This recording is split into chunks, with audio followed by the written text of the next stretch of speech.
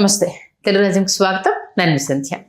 Cinema ఇండస్ట్రీలో కొన్ని కలయికలు సినిమా ఇండస్ట్రీకి కొన్ని అద్భుతాలను ఇచ్చాయని చెప్పాలి. దాంట్లో నిర్మాత డైరెక్టర్ కాంబో ఒక్కసారి కనుక సెట్ అయితే వాళ్ళకు ఒక మంచి హీరో దొరికినా లేదా వాళ్ళ అభిరుచికి తగ్గట్టుగా ఒక హీరోను మలుచుకున్నా సిల్వర్ స్క్రీన్ మీద అద్భుతాలు సృష్టించగలరు అనేసి నిరూపించిన వాళ్ళు చాలామంది ఉన్నారు. దాంట్లో ముందుగా కొందరి గురించి మనం తెలుసుకునే ప్రయత్నం చేద్దాం. అందులో కెఎస్ రామారావు గారు నిర్మాతగా, కోదండరామిరెడ్డి గారు డైరెక్టర్గా చేసిన అనేక సినిమాలు ఎంత పెద్ద బ్లాక్ బస్టర్స్ హిట్ అయ్యాయో తెలుసు.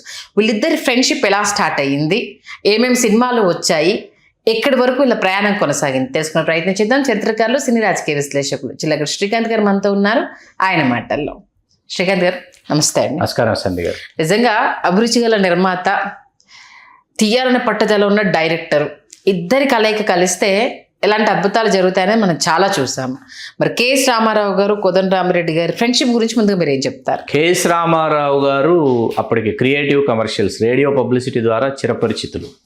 ఆయన సినిమా మీద మక్కువ ఎక్కువతో విజయవాడ నుంచి పరిశ్రమకు వచ్చి రేడియో పబ్లిసిటీతో తన ప్రయాణాన్ని మొదలుపెట్టి తమిళ సినిమాలని తెలుగులో డబ్ చేసేటటువంటి ప్రయాణాన్ని ఆయన విజయవంతంగా కొనసాగిస్తున్నటువంటి సమయం. సిగప్పు రోజా కళ్ళ సినిమా తెలుగులో ఎర్ర గులాబీలు, అట్లాగే టిక్ టిక్ టిక్ రెండు కమల్ హాసన్ గారి సినిమాలు, రెండు భారతరాజ గారి దర్శకత్వం, అట్లాగే నెంజిత్య కిళ్ళాడిని దాన్ని మౌనగీతం పేరుతో మహేంద్రన్ గారి దర్శకత్వం వహించిన సినిమా.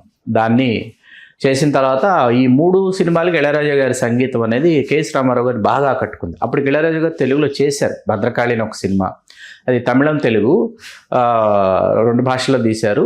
ఆ తర్వాత యుగంధర్ సినిమాకి ఎన్టీ రామారావు గారి సినిమాకి ఇళయరాజా గారు సంగీతం చేశారు. పంచభూతాలు ఇంకొక సినిమా కూడా.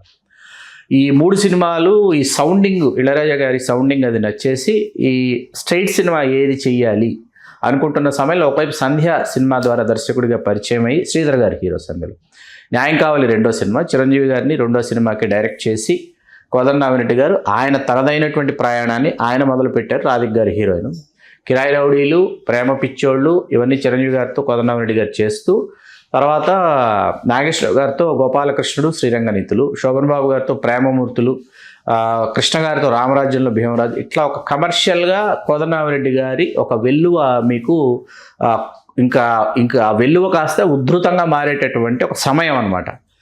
కె రాఘవేంద్రరావు గారు, కోదండరామిరెడ్డి గారు, వి మధుసూదన్ రావు గారి దగ్గర సహాయ దర్శకులుగా చేసి, రాఘవేంద్రరావు గారు దర్శకుడు అయిన తర్వాత రాఘవేంద్రరావు గారి దగ్గర చీఫ్ కో డైరెక్టర్గా కోదండరామిరెడ్డి గారు పనిచేసి ఆయన పూర్తిస్థాయి దర్శకుడిగా మారిన తర్వాత ఖచ్చితంగా కమర్షియల్ సినిమాకి కేర్ ఆఫ్ అడ్రస్గా మారతాడు కోదండరామిరెడ్డి అని పూర్తిగా విశ్వసించి కెఎస్ రామారావు గారు ఒక 60 సినిమాలు, చిరంజీవి గారి హీరో, కోదండరామిరెడ్డి గారి డైరెక్షను, ఇళయరాజా గారి సంగీతం, లోక్ సింగర్ ఫోటోగ్రఫీ, ఎండమూరి వీరేంద్రనాథ్ నవలలు అనేది ఆయన పెట్టుకున్నారనమాట. పెట్టుకొని అభిలాష నవల చెయ్యాలి అని కోదండరామిరెడ్డి గారి దగ్గరికి వీరేంద్రనాథ్ గారిని తీసుకెళ్ళి అభిలాష నవల చదవమని ఇచ్చారంట. నవల చదివేంత సమయం ఎక్కడుంది, నాకు జస్ట్ మీరు కథాంశం చెబితే చాలు అంటే సినాప్సిస్ లాగా ఒక 10-15 పేజీలు కథాంశం అంతా ఆయన చదివి ఆయన సొంతం చేసుకుని, అక్కడ అభిలాష నవల భారతి గారు చదువుతున్నారు, ఎవరు కోదండరామిరెడ్డి గారు అర్ధాంగి. ఆవిడ చెప్పారు, ఈ నవలతో ఎవరైనా సినిమా తీస్తామని వస్తే మిమ్మల్ని అడిగితే మీరు ఎట్టి పరిస్థితుల్లో మీరు విడిచిపెట్టొద్దని చెప్పేసి. అలా అభిలాష వెతుక్కుంటూ రావటం, చిరంజీవి గారి హీరో అవటం. ఆ ప్రయాణం ఏంటంటే అండి, మీకు అభిలాష వచ్చి సృష్టించిన ప్రకంపనలు మామూలు ప్రకంపనలు కాదు. తెలుగు సినిమాకి ఒక యవ్వనాన్ని ఇచ్చిన సినిమా అభిలాష అని చెప్పచ్చు. తెలుగు సినిమా సంగీతానికే కాకుండా దక్షిణ భారతదేశ సంగీతానికి యవ్వనాన్ని ఇచ్చిన సంగీత దర్శకుడు ఇళయరాజా గారు అని చెప్పచ్చు.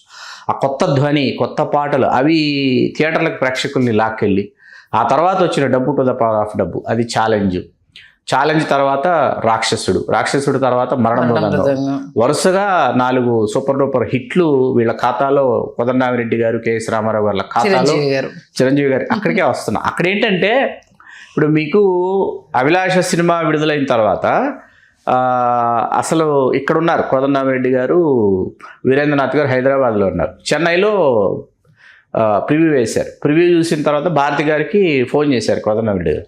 సినిమా ఏమో అర్థం కాలేదు ప్రేక్షకులకి, ఏవో పాటలు ఉన్నాయి తప్ప సినిమా ఏంటో అంతా కంగాళీగా ఉంది కాబట్టి ఆడదేమో అని అంటున్నారంటే, కోదండరామిరెడ్డి గారు మన హుస్సేన్ సాగర్ ట్యాంక్ బండ్ ఉంది కదా, అక్కడికి వెళ్ళి వలవల ఏడ్చారంట కోదండరామిరెడ్డి గారు. వీరేంద్రనాథ్ గారు ఓదార్చి ఏమవదు, సినిమా ఖచ్చితంగా నచ్చుతుంది, చూసింది పరిశ్రమ వాళ్ళు కదా, మనం కొత్త ప్రయోగం చేశాము అని ఆయన ఓదార్చి, సరే పోయింది పోతే ఏమవుతుంది, మళ్ళీ ఇంకో కొత్త కథ రాసిస్తాం మీకోసం అని ఆయన ఓదార్చారట. మీకు ఈ 4 సినిమాల్లో డబ్బు టు ది పవర్ ఆఫ్ డబ్బు సినిమాగా తెరకెక్కించడం చాలా కష్టం అండి, ఛాలెంజ్ సినిమా. అవును, చాలా అంటే చాలా కష్టం దాన్ని తెరకెక్కించడం అనేది. దానిని నేను ఆయన్ని కోదండరామిరెడ్డి గారిని వ్యక్తిగతంగా అడిగినప్పుడు, ఆయన డైరెక్ట్ చేసినటువంటి సినిమాల్లో ఆయన ఎప్పుడెప్పుడు తెల్లవారుతుందా, ఎప్పుడెప్పుడు వెళ్ళి సీన్ షూట్ చేస్తామా అని ఆయన ఎదురు చూసిన సినిమా ఛాలెంజ్ సినిమా డైరెక్ట్ చేయడం. వైజాగ్లో ఎక్కువ శాతం వైజాగ్లో షూటింగ్ చేశారనమాట. వీళ్ళు అభిలాష, ఛాలెంజ్, వైజాగ్.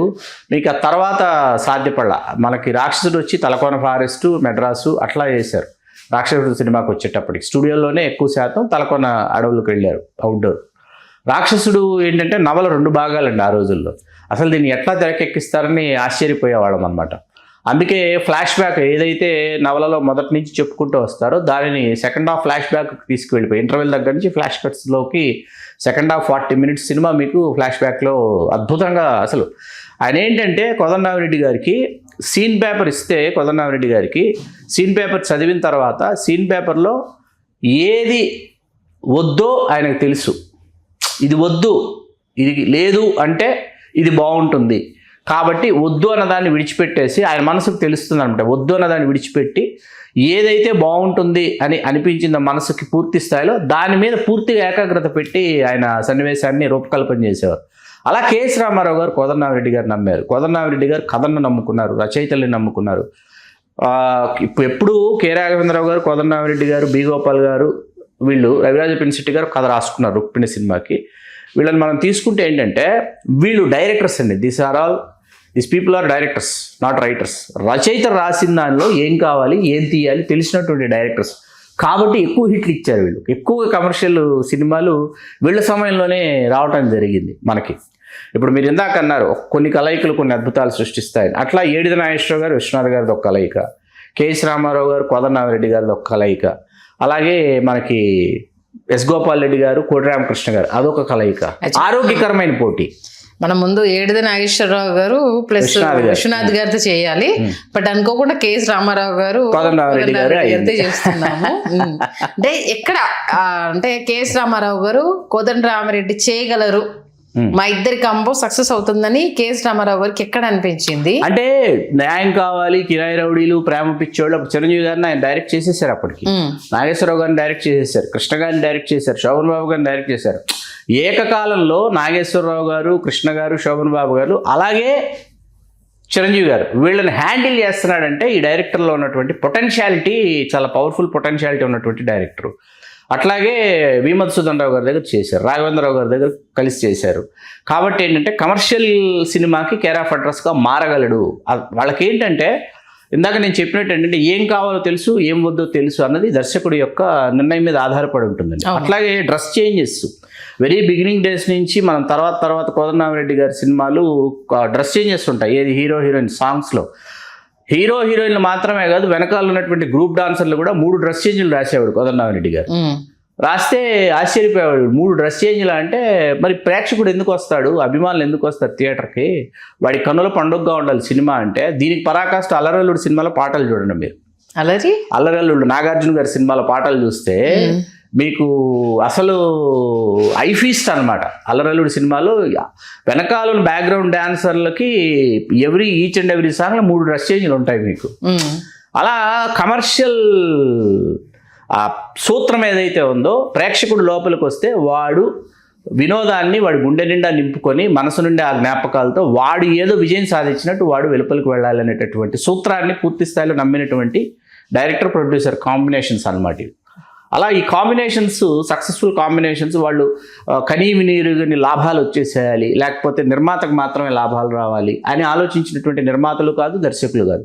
డిస్ట్రిబ్యూటర్లు బాగుండాలి, ఎగ్జిబిటర్లు బాగుండాలి, ఆ తర్వాత సినిమా కూడా ఆడాలంటే వాళ్ళు బాగుండాలి అని ఆలోచించి ఒక సినిమాలో నష్టం వచ్చిందని అనుకుందాం. నష్టం వస్తే వెంటనే ఏం చేసేవాళ్ళు అంటే తర్వాత సినిమాలో వాళ్ళకి దాన్ని క్యాంపెన్సేట్ చేసే విధంగా మాట్లాడుకునేవాళ్ళు కూర్చోబెట్టి. కాబట్టి అంత ఆరోగ్యకరమైనటువంటి ధోరణిలో ఆరోగ్యకరమైనటువంటి సినిమాలు చేసినటువంటి దర్శకుడు, నిర్మాత. ఆ తర్వాత వీరేంద్రనాథ్ గారికి స్టువర్ట్పురం పోలీస్ స్టేషన్ నవల కేఎస్ రామారావు గారు అటు షిఫ్ట్ అవటం, కిరాతకుడు సినిమా లక్ష్మీ ఫిలిమ్స్ లింగమూర్తి గారిది. కాకపోతే కేఎస్ రామారావు గారే నిర్వహణ లాంటివన్నీ కేఎస్ రామారావు గారు చేశారు కోదండరామిరెడ్డి గారి దర్శకత్వంలో.